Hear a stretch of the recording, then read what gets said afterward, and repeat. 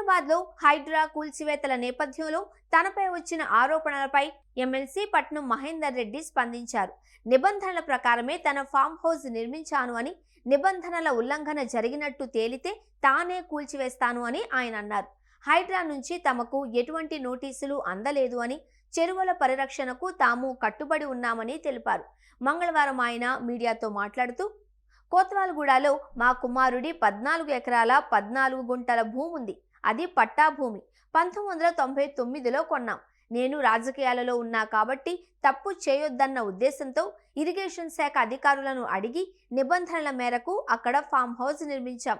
2005లో అనుమతి తీసుకుని కలెక్టర్తో మాట్లాడాకే భవనం నిర్మించాం.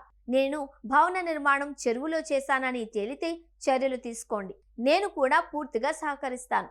నేను తప్పు చేయలేదు. ఒకవేళ తప్పు అని తేలితే నేనే కూల్చేస్తా.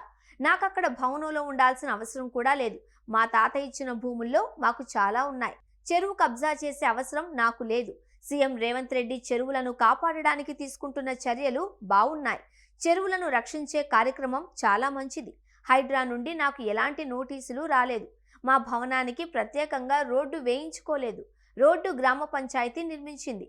111 జీవో పరిధిలో నా ఒక్కడిదే కాదు, వేల మంది భూములున్నాయి. నా ఫామ్ హౌస్ అక్రమంగా కట్టారని కేటీఆర్ చెప్పారు. నిబంధనలకు విరుద్ధంగా ఉంటే కేటీఆర్ అయినా వచ్చి కూల్చేయవచ్చు. కేటీఆర్ తెలియక మాట్లాడు ఉంటారు అని మహేందర్ రెడ్డి అన్నారు.